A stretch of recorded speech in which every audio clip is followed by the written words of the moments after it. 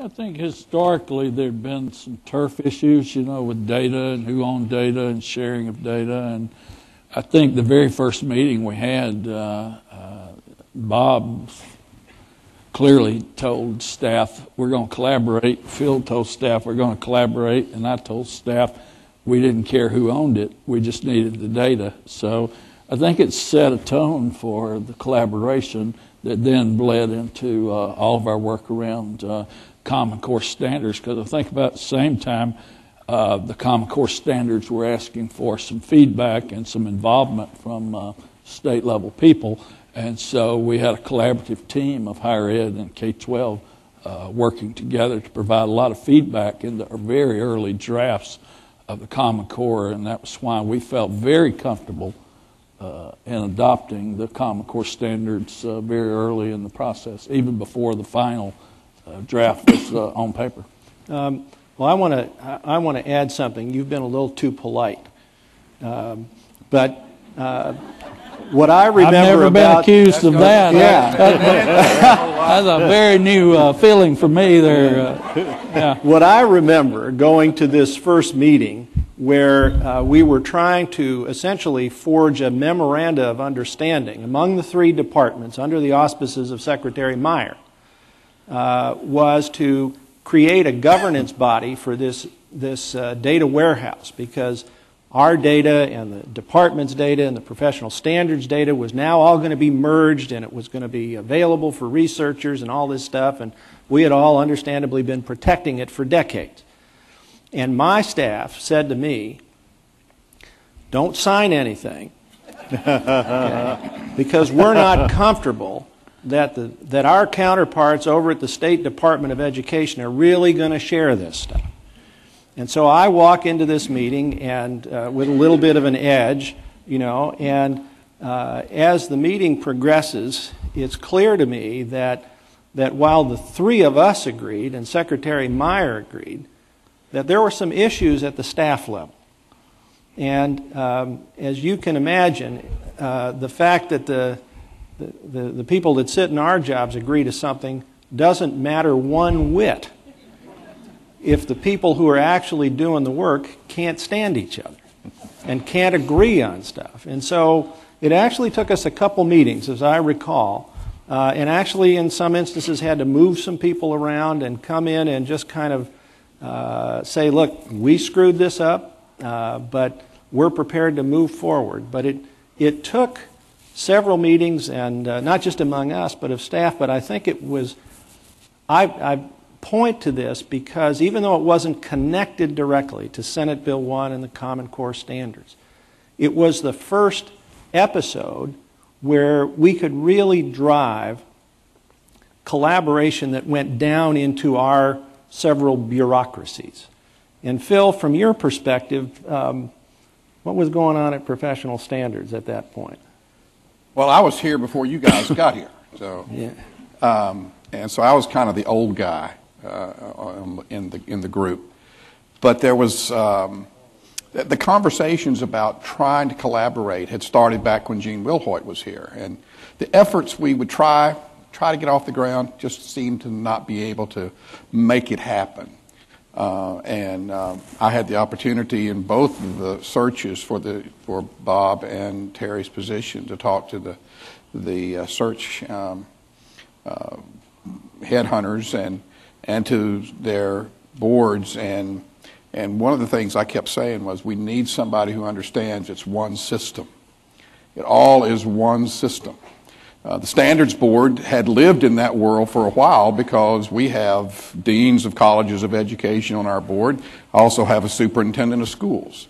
Both Bob and Terry are members of the Standards Board, and I have two board members. My bosses are here.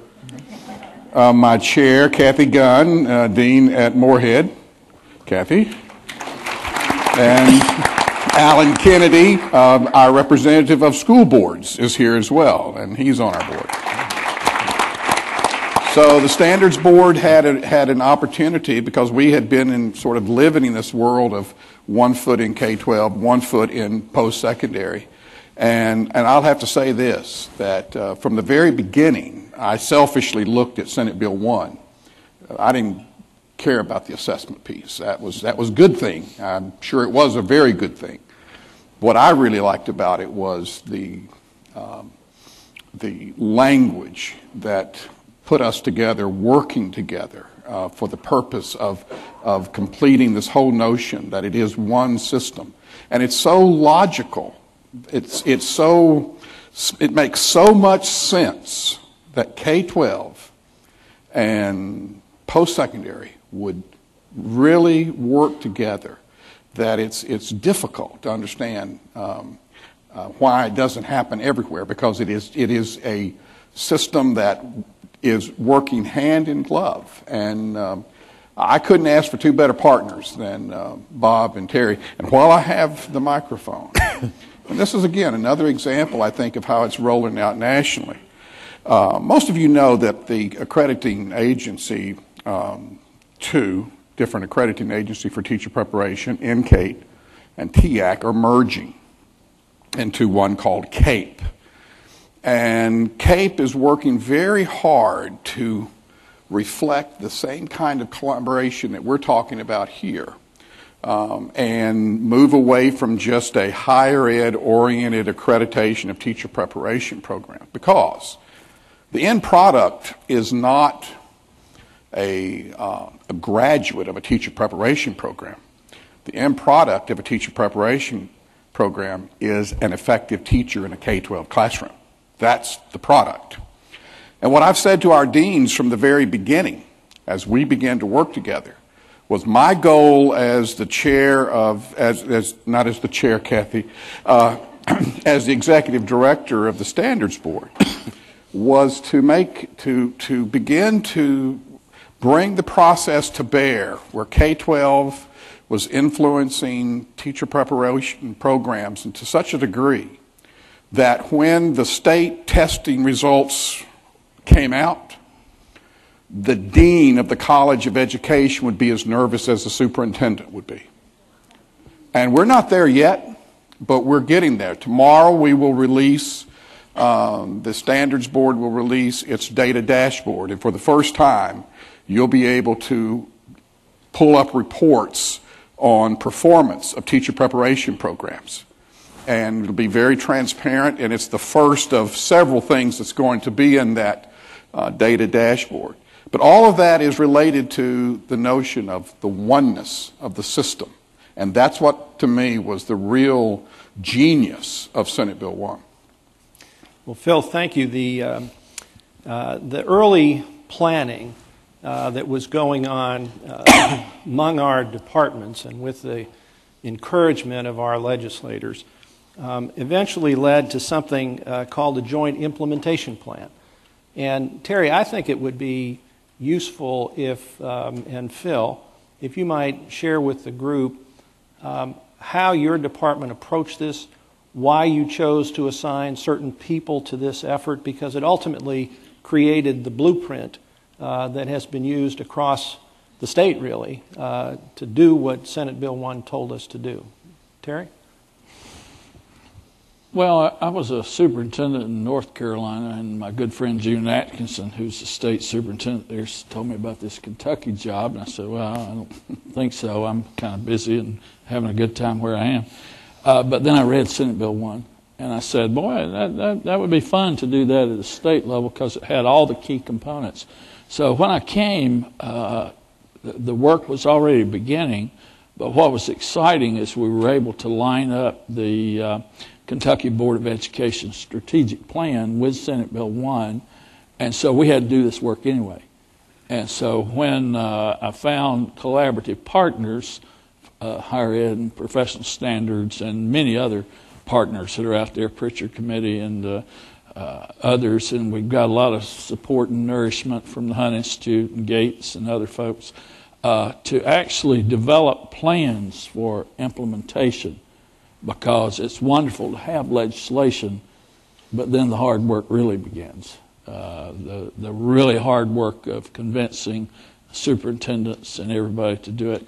But I think, Bob, one of the first things that you did that I really appreciated is, as Commissioner of Education, I got to meet with the presidents of all the universities in 2 year, and And I asked for their help, and lo and behold, they said yes.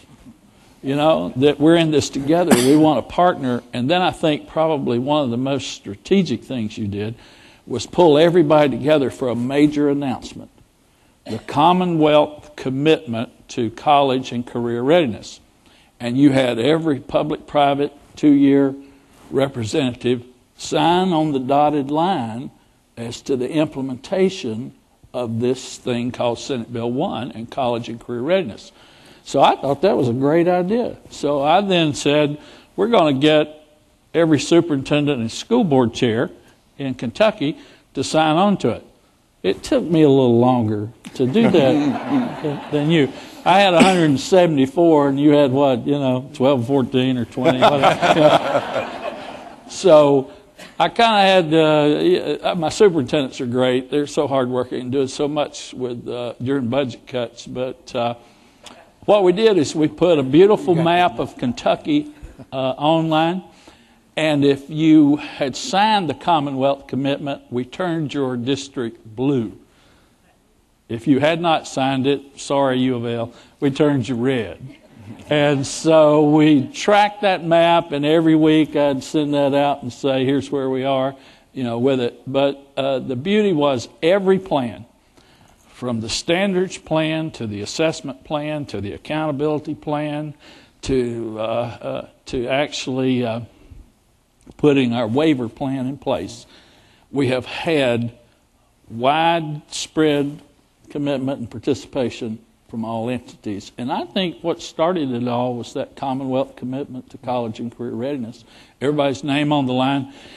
And then, of course, our accountability model. I've been reporting for 2 years that Commonwealth commitment and the percentage of high school graduates who are college and career ready. And we got that definition from our Council on Postsecondary Ed, where all of our 4-year, 2 years agreed on what college readiness is. So, and now we've got a career readiness measure that everybody's agreed to also. So I think every component of the plan, each step of the way, had the collaboration, and I think it all started with that commitment. Well, thank you. I want you to answer one other question. Okay. Is who were the people? Who were the that people? you assigned? What level were they at? Why did you pick, not necessarily individual, but what were the skill sets that you thought were important? Because this was something that was going to be jointly developed with folks from my office, Commissioner's office, and Phil Rogers. Well, I'm not going to tell y'all who, because then you might call her and offer a job. But I've got the most wonderful associate commissioner. I really have a marvelous team. Assessment, curriculum, technology. It's one of the most powerful teams that, and I inherited most of them. Lane did great work, but this team, the skill sets were collaboration. Number one, they weren't turf garters. They collaborate, and they had to be very knowledgeable. I like the fact that most of them had worked either in district or higher ed or in leadership type positions, so they know their jobs. I've got a literacy person in the curriculum position that really knows her job and has really been a great collaborator with all of the higher ed folks. So I think those were the skill sets that were needed. Phil, what about you? Well, I think it begins with the board. The board actually literally put in my evaluation that I was to continue to develop and nurture relationships with you guys. I don't really like you. I just want a real good evaluation. I just want to get by the evaluation every year. That's, but that's it. Literally is in my evaluation, and it's an important and because it's an important priority of the Standards Board. I would also say at that point, all of the colleges of education, both independent and public, were on board and have been just super. We've closed their master's programs. We've closed their principal programs and had them resubmit new programs based upon with the master's, teacher leader, and closing achievement gaps, with the principal program, student-centered leadership. And they haven't run me out on a rail because we've got some great folks in those leadership positions. In my shop, the Standards Board, we